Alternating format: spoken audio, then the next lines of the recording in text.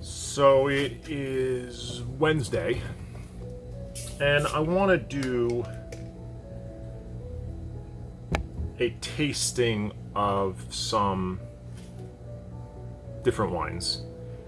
And first one is an orange wine, and I've already talked about this one. This is so far probably my favorite orange wine, Extended Skin Contact White. And this is made from some nuns in Italy, and I think they got some consultant from Polovea, the wine producer that does some great wines in general, but does a really good job at some orange wines, or they do make some high-end orange wines. And definitely got an amberish color. I felt like when I tried this the last time, it was in that sweet spot of sort of funky and different, but still very much acidic and enjoyable, and kind of gives me what I would want at what I would define an orange wine to give me the most amount of pleasure in drinking it. I've had some others in the past that weren't really my favorite. It's not my favorite favorite category, but years ago I bought an iconic orange wine, because this is supposed to be one of the best, one of the pioneers. This is an old style, ancient style. So this is Gravner's Ribolla, and it's a 2010, so a lot of age. Where this one, and I'm pretty sure that's extended far longer. This is 2022, so a good 12-year difference. And you could tell in the color, and most definitely this has a different aroma,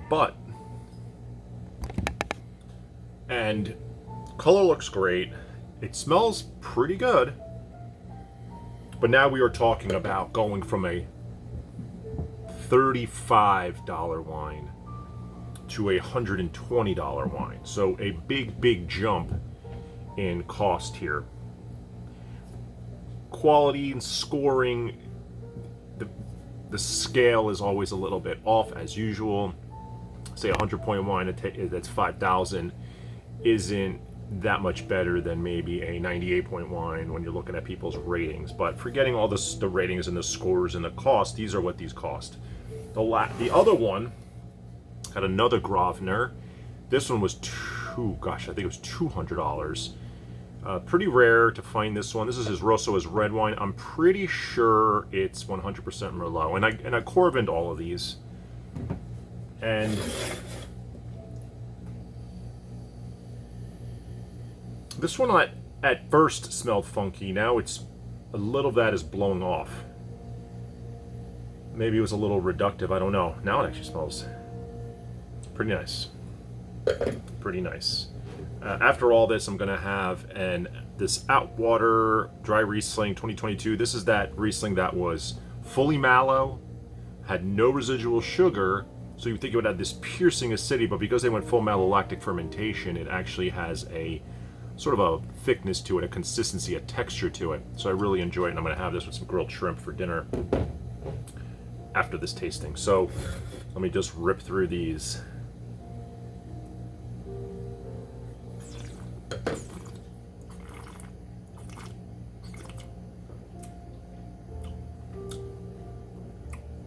Yeah, I'm gonna stand next to this wine, stand by this wine. This is my favorite orange wine to date.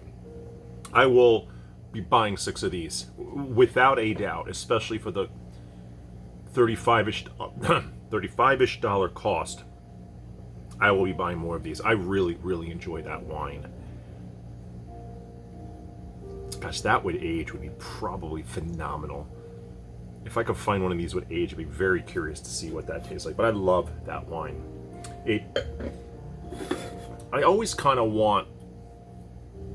There's a smell of apricots.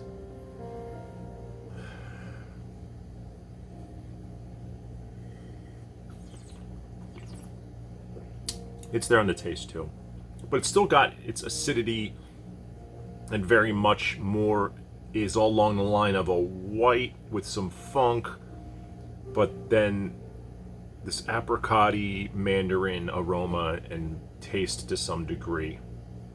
probably from the grape skins. So super cool wine. Love that wine. It's probably not for everybody. It's probably not something I want more than 2 glasses, or I could rip through that Riesling. Definitely more funk on the nose, but not... Some of the orange wines I've had in the past had a sour beer type aroma, and as soon as I smelled it, I'm like, oh, this smells like a sour beer. It even had what reminds me is reminiscent of a sour beer, and I didn't really enjoy those. Some of those were from Germany and Austria, maybe even Australia. These are all Italian.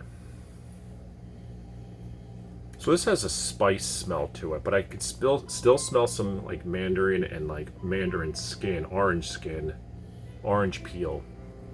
Like a bit of a burnt orange peel.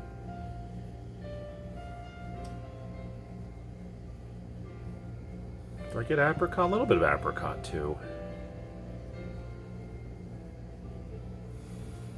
Some very, very, very ripe peach flesh.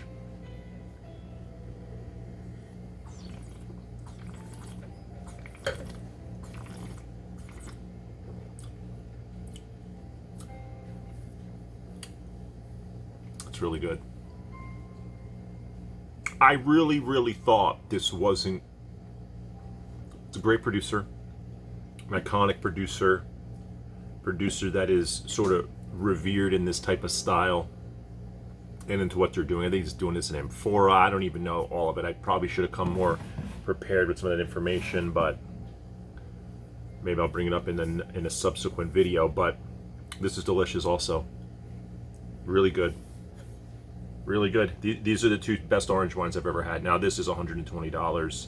This has got age on it, and I think that's why I like it even more. That age. This got that aged character on top of it being orange. This kind of would be the first wine aged. If you told me that this was the first wine aged, I'd believe you.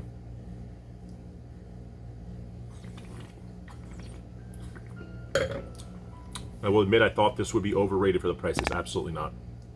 It's awesome. It's not overly tannic. It's got some tannin, which these extended skin contact whites do, these orange wines, but in no way is it extreme or off-putting. That's delicious. These are both delicious. That was a pleasant surprise. So, do a little cleansing.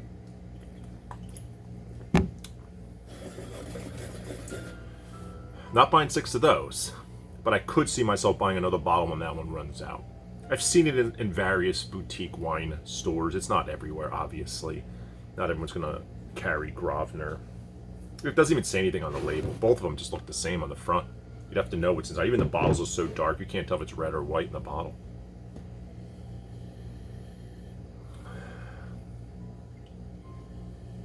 So a little bit of tomato leaf, which I do like. A little bit of like a thyme, mint. Red berries. I'm getting red berry fruits, raspberry and cherries on the nose. Some red cassis. Smells good. Smells really good.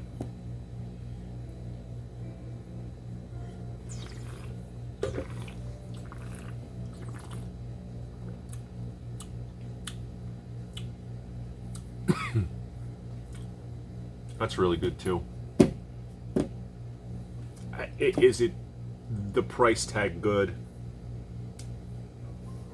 It's got this hint of a funk, but it's minimal. It's restrained. You can tell there's something different about it, but it's still awesome. It's a 2010. These are good. Kudos and hats off to Gravner. These are great wines.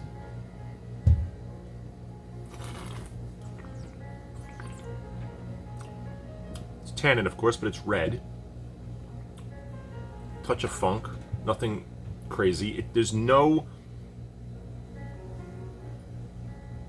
There's no volatile acidity. There's no off flavors on all of these. This is just really good wine. I don't even know what he's doing to this. I know it's something sort of unique as well.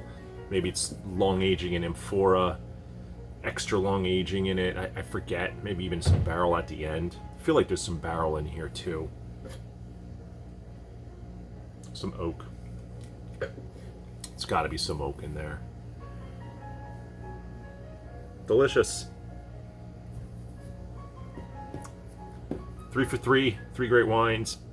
3 unique, but not so unique that I don't think they could be enjoyable. I'd say the red would be more stereotypical of a standard red wine. I'd say the middle one's the most different.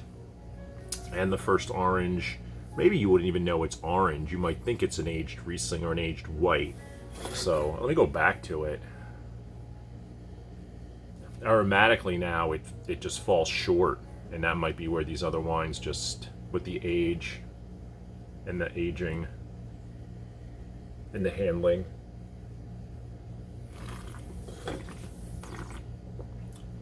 Nah, still great. Still great. Wow, that was cool.